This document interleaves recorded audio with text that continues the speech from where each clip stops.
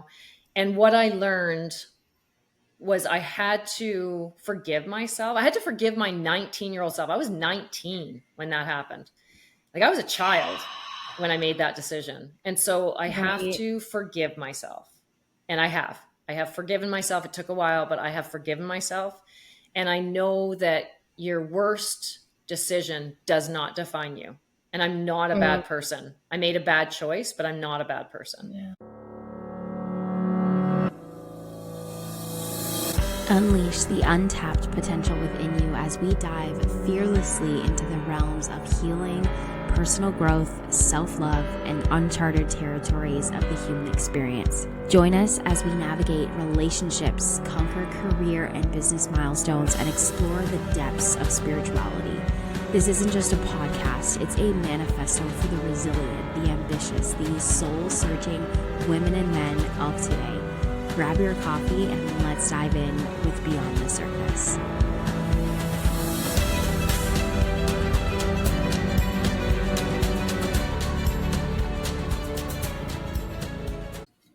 Welcome back to another episode here on Beyond the Surface. And today I am joined and so deeply honored in so many ways to be joined by you here, Kari Berridge. Thank you so much, first and foremost, for coming on the podcast. I'm so excited to unpack your story and your journey. So just wanted to say thank you so much for being here. Thank you for having me. So I just wanted to, I guess, start off first and foremost. It is not often, I was thinking about this, it's not often that you meet someone who has just gone through so many things that you have, and you were quickly sharing with me before we kind of hit record. And sometimes I go into this place and I'm just like, oh my gosh, how does one person take on and is navigating all these different things in her life? And you have had such a journey, and I'm excited to unpack that with you, because obviously you're here in a place and you're an author. But first and foremost, I'd love for you to just share a little bit for those that are tuning in and listening, just like a little bit about who you are, whatever comes to mind for you in this moment. Yeah. So I'm a mother of three. I have identical twin boys and then a daughter. And I have four grandkids, ranging from 7 months up to almost 13 years old. I am a piano teacher and I own a fitness business. I'm an author and a retreat. I run retreats. Oh, doing all the things, apparently. Yeah. That's amazing. And so I think wherever the journey kind of starts, but I think, I kind of started off saying that you've obviously navigated so many different things in your lifetime thus far. And so I'd love for you to just kind of share a little bit about some of those things. And you are an author. You talk about how, you've written this book, and you just told me that it was December that it just published, Cut the Anchor. So first, I want to kind of start off with, like, what sparked you to write that book? So I've always wanted to write a book. I've actually wanted to write two. It's been on my bucket list for probably 20 years. And back then, one of them was I wanted to write my life story. I didn't know exactly what I was going to be writing at the time. And the other one is I have Tourette syndrome. And so I wanted to write a book on Tourette syndrome.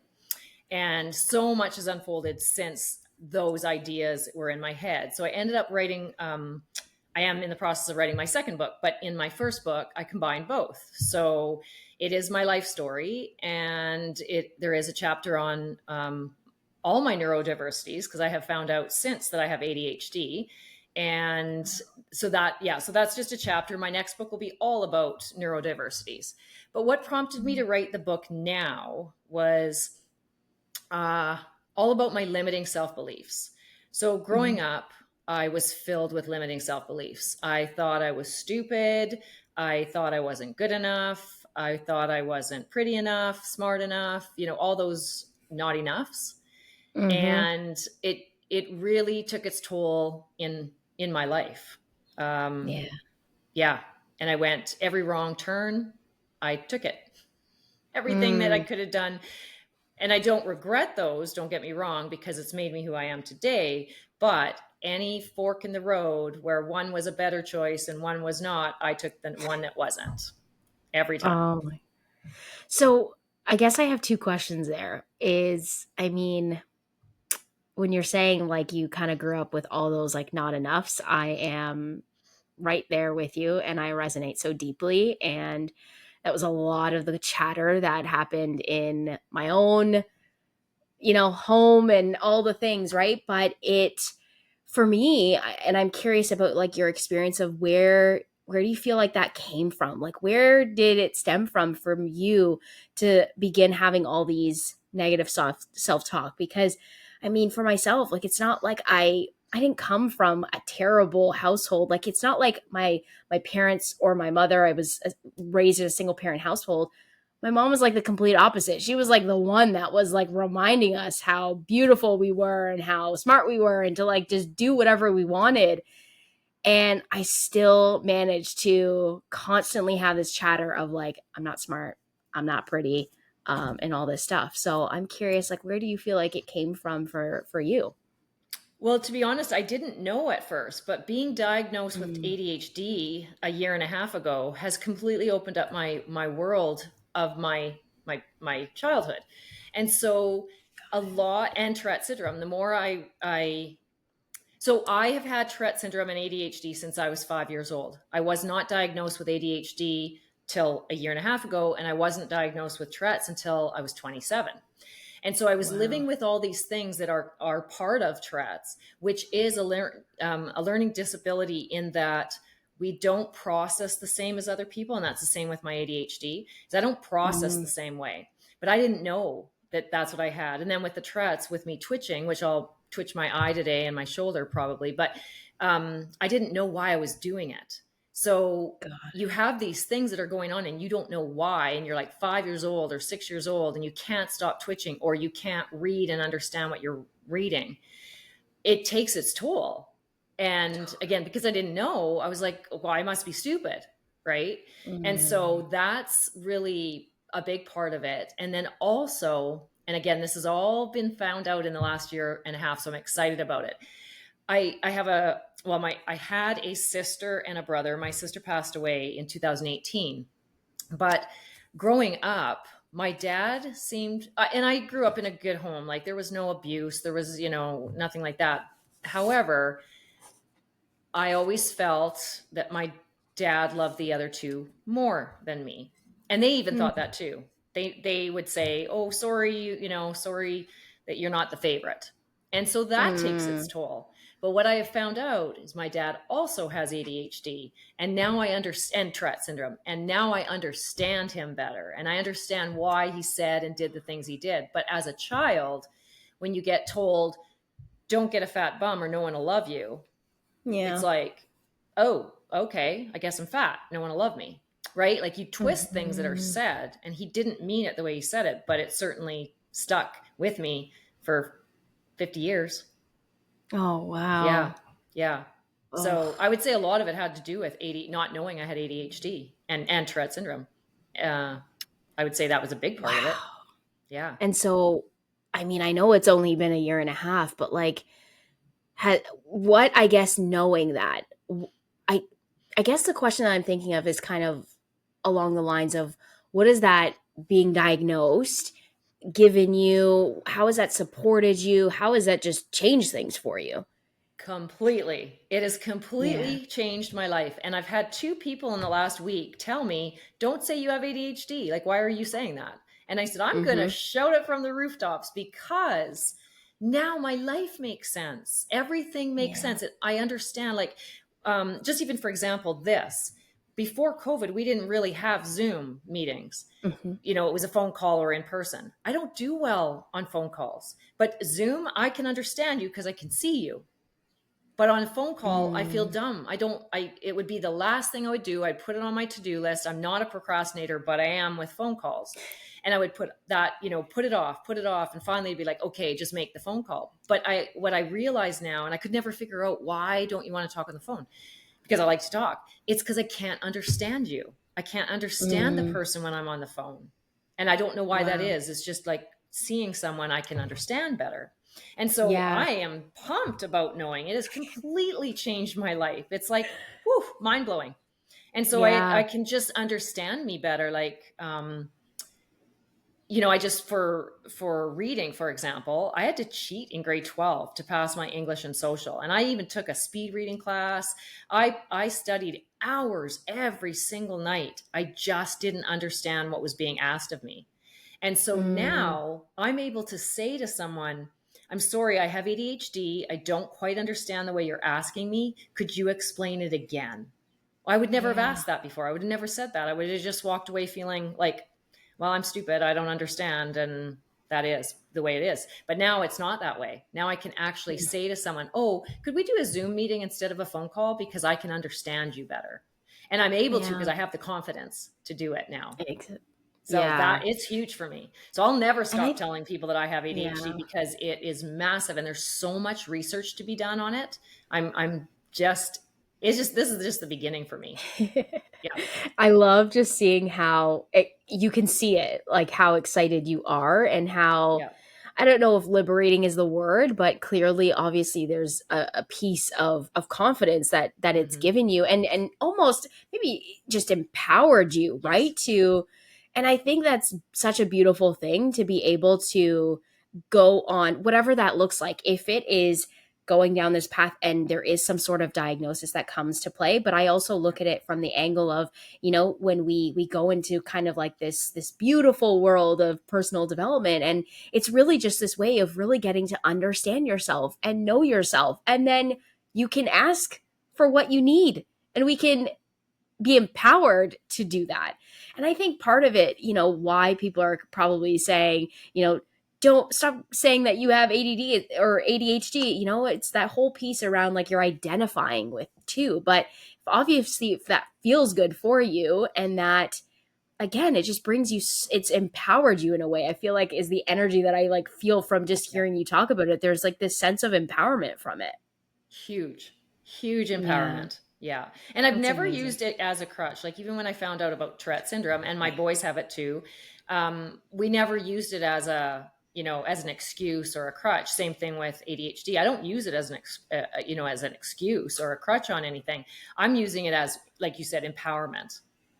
Mm, Yeah. what a difference. What a Yeah. difference It's to huge. make that Yeah. shift. Yeah. Um, and I mean, these are two things that you obviously share in the book. There's obviously a lot of other things that you talk about Yeah. in the book, and I'm curious if you'd be, just open to sharing a little bit of some of the other things, and maybe we can go through that. Just go through a conversation. One thing that you talk about is releasing that shame and the blame, and I think this is such a beautiful thing that we can dive into and unpack. But obviously we got to start at the beginning of, where you were experiencing some of that shame and that blame. So I'd love for you to take us on that journey too. Yeah. So ultimately, what spurred me on to write the book is my daughter she's 36, and in 2022, September 2022, so a year and a half ago, she did a 23andMe uh, kit or whatever. It's a genealogy test.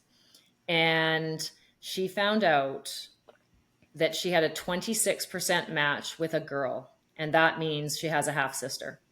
So unknown to me, she contacted the girl and she found out like who this girl's father was, meaning that's my daughter's father. And Right. so to go back in time, I was 19 years old and I had just moved to Edmonton, which is 3 hours north of where I was from. So I had no friends. I had at that point low self confidence, low self esteem, if any. And I was dating a man who ended up being quite abusive. But because I had no self confidence and self esteem, I stayed with him. And he loved to cheat. And Mm, so after about 30 infidelities, people always ask me, how do I know? Well, I'd get flowers. I'd get roses. Not flowers, I'd get roses. So after a while I clued in mm, and I knew when he had cheated. Not 30 women, but 30 times with probably six women. right. Anyways, after about the 30th one, I it was a chance encounter, and to be honest, it has not come through yet to me as to how we got back together, or not back together, but together. My high school sweetheart came into my life, and so we had a one-time affair, and then I carried on with life. And then I found out I was pregnant, and right away I thought, oh my God, whose is it? And because I had no self-confidence and no self-esteem and just was like a shell of a person, really, I just pretended that it was the man I'd been with for 2 years at that point. And then I did try to find, at one point my daughter was 6 months old, and I was back in my hometown, and I was pushing her in the stroller, and a car drove by and stopped, and the guy got out, and it was my high school sweetheart. And he came over and he asked, "Who's this?" And he pointed to my daughter. And I said, "I think she might be yours." And his response was, "Are you just wanting money? Because I'm in a really good relationship right now and I don't want anything to F it up." And so I was devastated. So I said, "No, I don't want your money. I just thought you should know." And so I walked back to my parents' home, and they could see I was visibly upset. And so I came clean. Until then, nobody knew. So I came clean and told them I didn't know who the father was. And they're from that generation. Don't talk about it and didn't exist, or sweep it under the rug. And so they said, if you don't know, don't open up the can of worms. So I didn't. I went back home 3 hours north and never told another soul for 35 years. And this is where the blame and shame come in.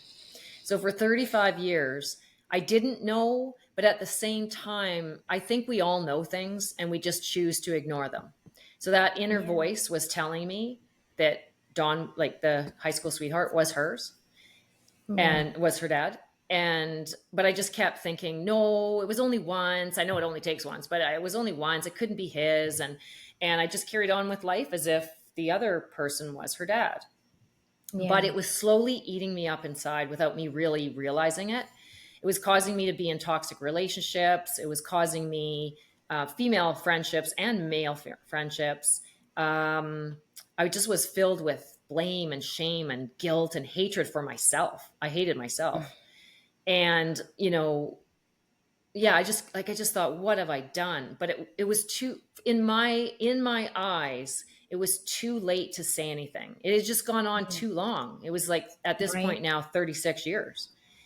And so then my daughter did a genealogy test and found out, like I said, that who she thought was her dad wasn't. And so she called me that night, and it was September 2022. And she basically asked me what was going on. And she told me that she had done this test. Well, my world just completely shattered. And through tears, I was driving home at the time from a meeting, and it was a 30-minute call. Or a 30-minute drive. I don't know how I got home. I was bawling. And then when I got home, I was, sitting on the floor of my back entrance and just sobbing. But I told her everything I could remember. And she said, "I need time to think." And I said, "Absolutely, take your time." That's the last I've ever heard from her. And that was 1 year and 7 months ago. And I've tried to text, I've tried to phone, I've tried emails, I've tried letters, and they're all met with, "I want nothing to do with you. Do not contact me." And so the night that it happened, that she found out, I actually deadbolted my doors, went up to my bedroom, pushed the dresser drawers in front, and I went in, crawled in bed, and took the pills out of my nightstand, and I swallowed a bunch. And thanks to God, it didn't work, and I'm still here. And from that moment on, like 4 days later, I was in a self-development course that I had already signed up for 6 months before. So it just had like perfect timing. And it took everything in my power to drive down to that 3-day course. But it was the start of my new life. And I have immersed myself for the last year and a half. I've taken 12 online courses, 4 in-person courses. I've written a book. I have joined many different groups. I have lots of different friends now. And what I learned was I had to forgive myself. I had to forgive my 19-year-old self. I was 19 when that happened. Like I was a child when I made that decision. And so I have Right. to forgive myself. And I have. I have forgiven myself. It took a while, but I have forgiven myself. And I know that your worst decision does not define you. And I'm not a Mm, bad person. I made a bad choice, but I'm not a bad person. yeah. So, Yeah. yeah. Do you feel like it's a challenge with the piece around forgiving yourself? Like I get, I don't know, I don't want to say, well, obviously, but had there not been the outcome from this one affair being that you got pregnant, um, do you think that would have also changed like the guilt and the blame? Is it because of, all that comes with it too, that it adds to the blame and the guilt? Yes. And I don't think I would have had all that blame and shame and guilt Right. inside if I hadn't have, done that. I Right. just, it was like how I was so deep in. I was just so deep into the secret, to the lie. And to be honest, I don't even know if she's that angry at what I did back then. She's angry that I didn't tell her. She has every right to be angry. I had 35 years to tell her, but I didn't. And in Mm. fact, 6 months before, or not even 6 months, I don't know. It was maybe 4 to 5 months. We were in her kitchen and she said, because she didn't have a good relationship with the man that she thought was her dad. He's not a good person at all. And she said, wouldn't it be interesting if so and so wasn't my dad? There he was. I could have said something. I didn't. Oh, I was a coward and I just kind of laughed it off. And then I left within 5 minutes. I yeah. said, oh, I got to get going. And I left. That was my chance. And I was too scared that I would lose her. And I lost her anyways. And so, Yeah. I blame myself for that too. I walked out Mm. that door and I was like, you're such a coward. Like, why didn't you say something? We went to counseling 3 years before that for a different reason. I could have said it then, but I didn't. I was just so deep in, and I truly didn't know either. I had tried to find him through social media and high school reunions, and I just couldn't find him. But I don't Right. know. I don't know what would have happened if I did. But I want to say one thing. Mhm. I know she's super angry, but the way I look at things is, if things had been different, and if I had have, contacted the other person and say we had gotten together, that might have been fine and dandy. But I wouldn't have my boys. She Hmm. wouldn't have her kids. She wouldn't have her husband. And she wouldn't have she's got a very tight knit, amazing group of friends. She wouldn't have any of that. So who's to say it would have been better? It's so true. Right? And that's the way I look at it. She's not looking at it that way yet because she's still in the throes of being super hurt and super angry Yeah. with me. And I get it. I do truly get it. But I try to Yeah. always look at the other side. And I wouldn't want to be Mhm. on earth without my boys and my friends, Right. right? Yeah. And I'm 100% sure she wouldn't want to be without her husband and her children and her friends. So, It's so yeah. true. It's, I've gone on this journey like many times where, you kind of just sit and you just think about life and you kind of just like reminisce, I guess, right? And you think about like, what if I were to take out this moment? Like, imagine we could actually do that. Like, what if I just took out this moment or this decision? Mhm. Our lives would be completely different. And the thing is as parents too, those same things, like me being in, I kind of look at like this decisions and the choices that my mom made, right? And I wouldn't, my whole life would be completely different. And I've always said that too, Yeah. especially about, my parents who separated when I was 3. And my life, I can't even imagine what, obviously I can't imagine what my life would have been. I just know what it was. And I also wouldn't be who I am Mhm. without that moment, because that was a defining moment. And I was, very young, and it was a defining moment for me. And it's something that has been such a teacher for me in this lifetime. It's been one of my greatest teachers. And I've had this opportunity to build and rebuild my relationship with my dad. And I wouldn't have that. I wouldn't have that if my parents stayed together. Yeah. And it's Exactly. so interesting when we could do that. And it brings this different level of just, I guess, in a sense, gratitude too. And maybe, I don't know, do you find that looking at that, did that help you in releasing some of the blame and the shame and the guilt and forgiving yourself? Yes, very much so. Very much so. And I Mm. also, like, I always try and take a good from a bad, because I feel like when things happen and you don't, like, when bad things happen, if you don't find the silver lining in it, then it was a wasted like it was a wasted act, or like a wasted thing that happened to you. And I don't like to Yeah. waste time. I don't like to waste any, opportunities. And so with this, I'm doing the same thing, because this had to happen. She had to find out, Yeah. in order, because I was slowly dying.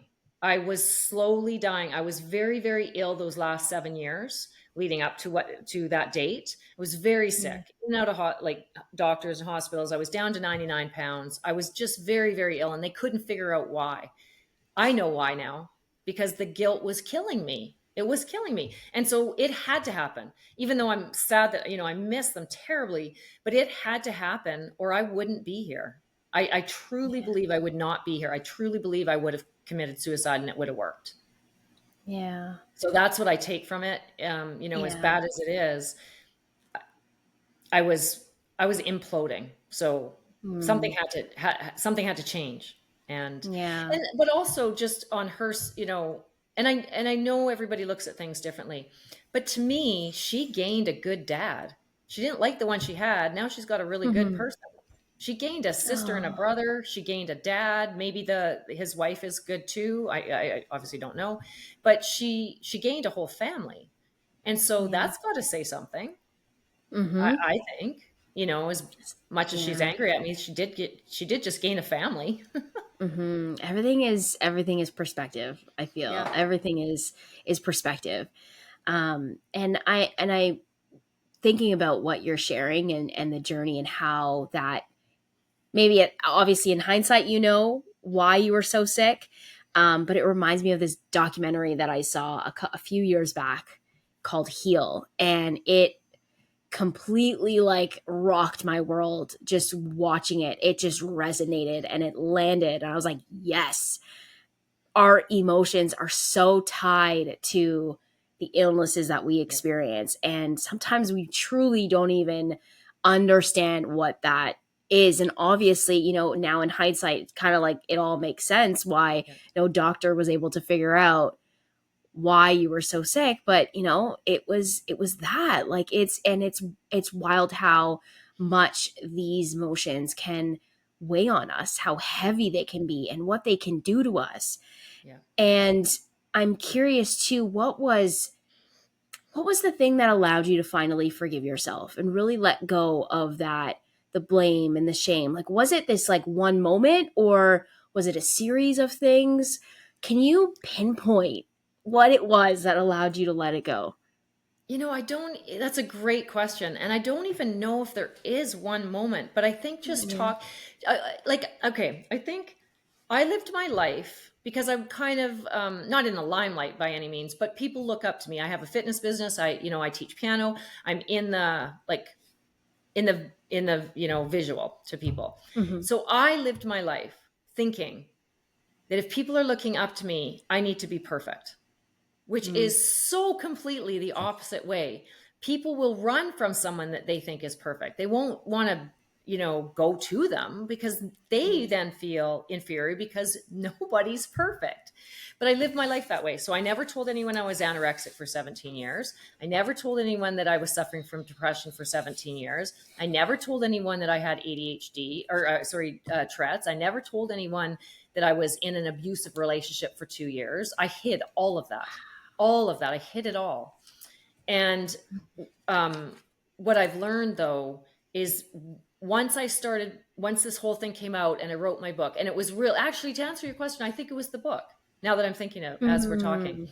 writing the book was extremely therapeutic.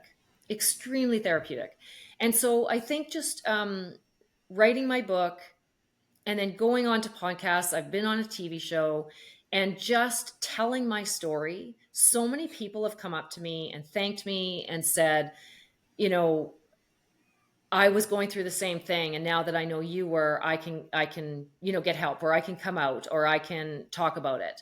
And I think that's what it was, is just Mm. realizing everybody has made a mistake in their life.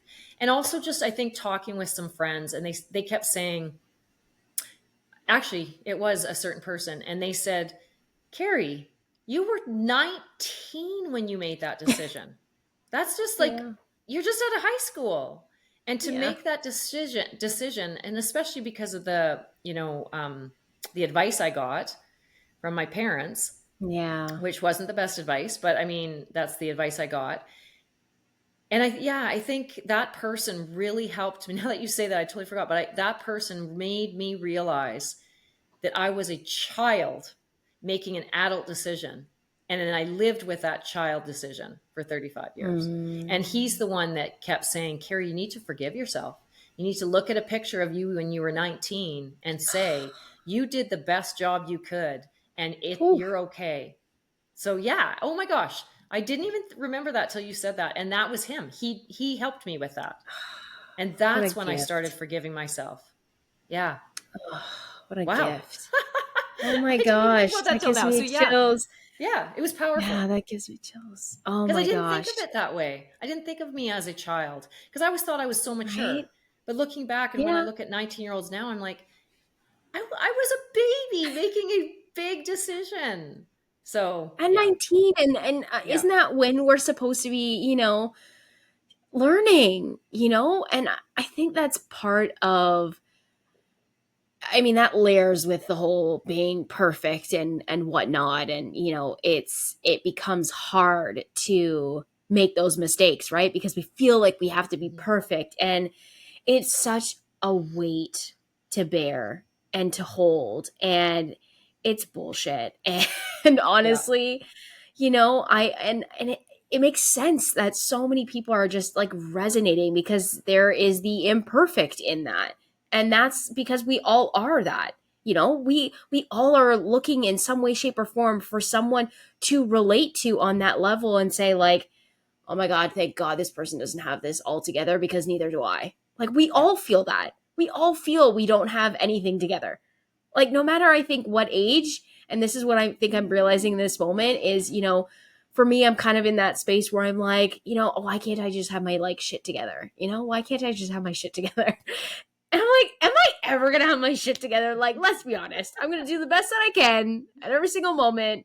And everyone at some point is gonna feel like that they just don't have it all figured out. And we just all feel that in some way, shape, yeah, or form. We're all human. We're all doing this thing called life in the same way where we're taking a step and we're learning and then we're making new choices every single day.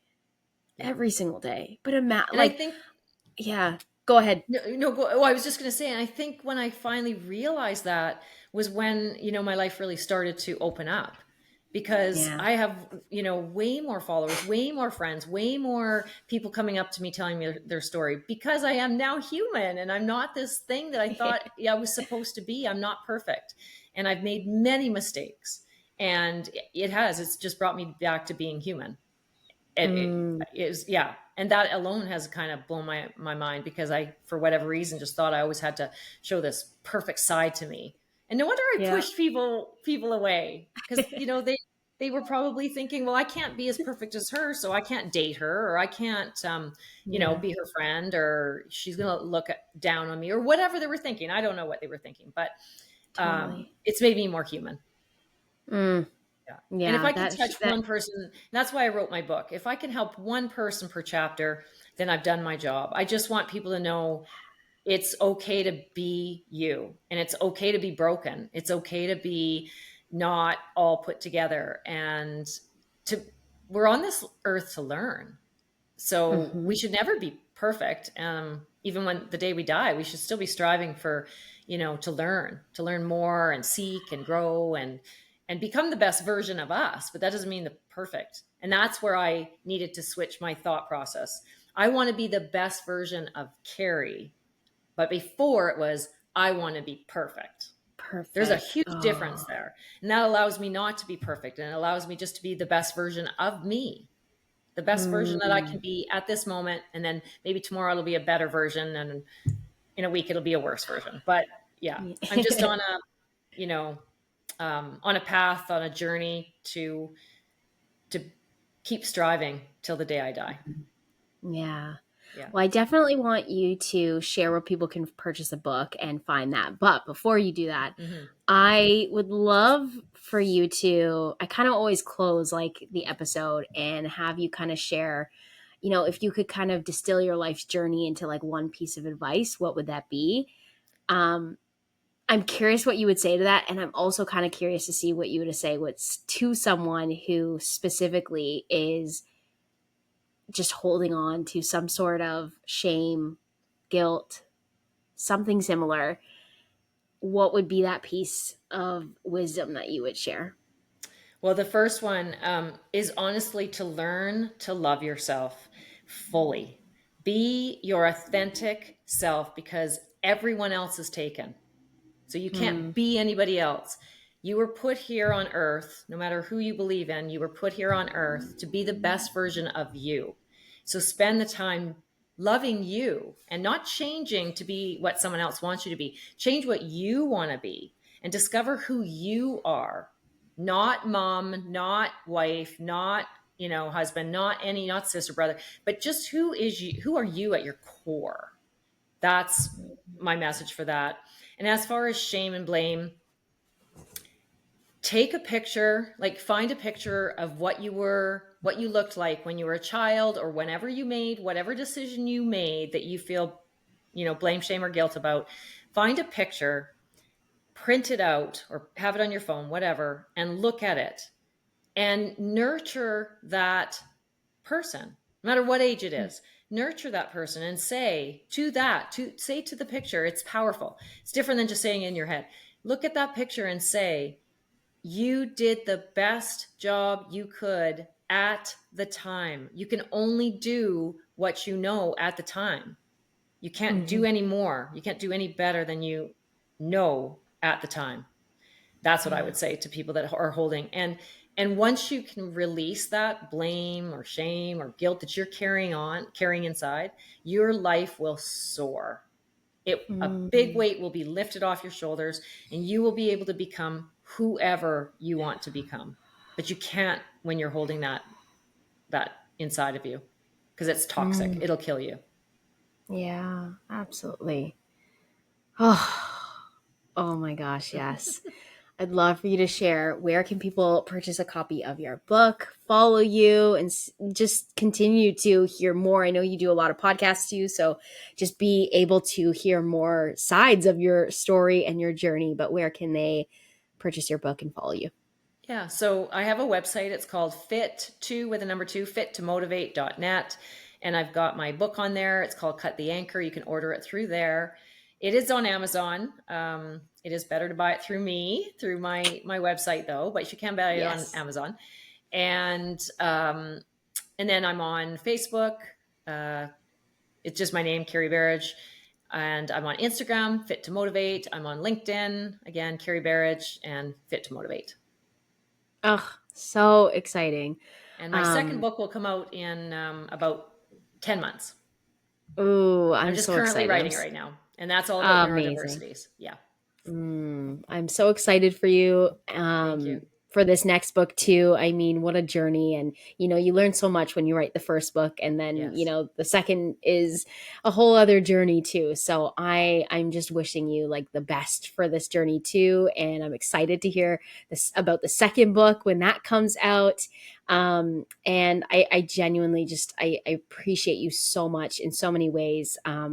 Lots of decisions were made for us to land in this conversation too. And I think about that in so many ways and I never take that lightly. And I'm honored to hold that space for you to share your journey and to also learn from you in this moment, because I think about some things in those moments where, you kind of still carry a little bit of just some guilt around certain things. So, just hearing that, pulling out a picture and speaking to that version of yourself, as if, it's almost like, what you would say to your best friend. Talk to that photo of yourself, that image of yourself, talk to that person as if they are one of your best friends. And what would you tell that person? So honestly, that's my homework. I'm not going to lie. Awesome. Oh, I love it. So thank you so much for having me here. Yeah, thank you so much. It's my pleasure and my honor. And to everyone who's tuned in and listened, thank you. And we will see you next week in another episode. Thank you for listening. Make sure to leave a review and continue the conversation with me over on social media. And we'll see you in the next episode.